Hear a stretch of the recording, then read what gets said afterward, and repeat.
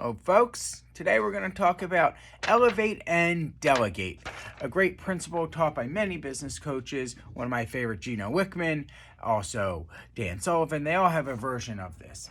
And essentially, at the highest level, it's a great way for you to figure out what you're good at, to spend your time and energy there, and essentially to delegate to professionals in your personal life, such as financial planners or landscapers, or in your professional life, activities and duties of your job that you're not good at and they slow you down.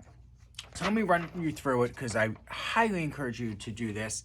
And you do it once a year. And every year you make progress. Again, sort of the whole concept I believe in life is progress, not perfection. So how it looks is you make a little chart like this. Real simple and technical. I'll read you my terrible handwriting.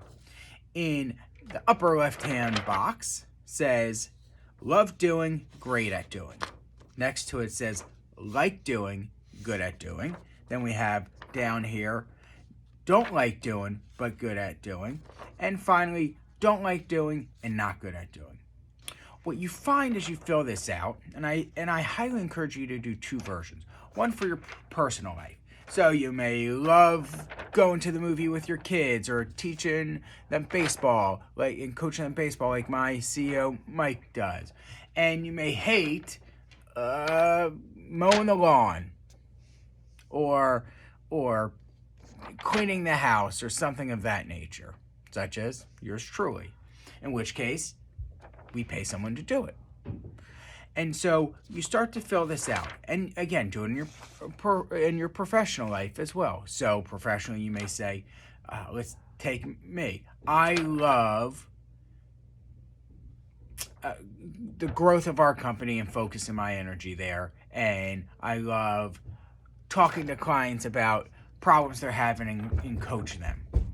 I hate paperwork. Truly hate it. I don't like copy talking after meetings because we have to dictate everything that happens. And so what starts to happen is, one, as you move up the sort of the career path, is you start to find ways to take the things you dislike. Now we have a whole department in our company, mainly because of my distaste for paperwork, that focuses there. And you know what? These people are uniquely trained and they have a unique skill set and strength that they derive energy out of doing this stuff. They're organized, they're procedurally based. I am big thinker and idea and advice guy, and I have made my career go there. And what happens is now I love every day I come to work.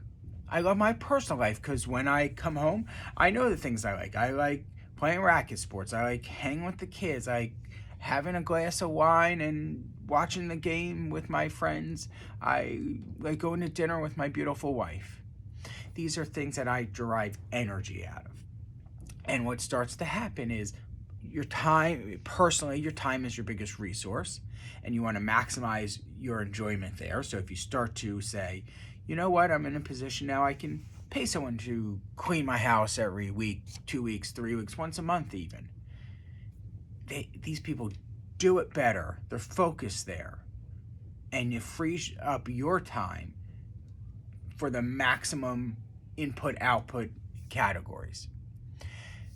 And I can tell you it's been probably the single biggest growth engine in my career is helping people, personally me and others, focus. We do this with all our employees.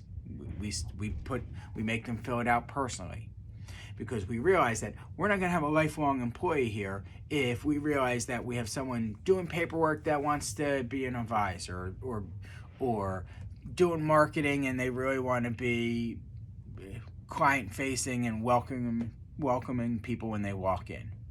And so we start to compartmentalize people's strengths and weaknesses, and you don't 100% of the time do everything you love. That we get. But if we can position your job or your life where you're doing more and more, and every year the goal is to take one or two things on that category where you dislike and are not good at, which means it takes you longer to do an activity. If that's the case, you don't enjoy it.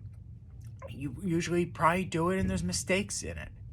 and other people aren't happy. And it allows you to take those things, and if you can move a couple of them off each year, again, progress, not perfection, what you'll find is a more enriched life and career, a more productive life and career, and I like the happiness word, a happier life and career.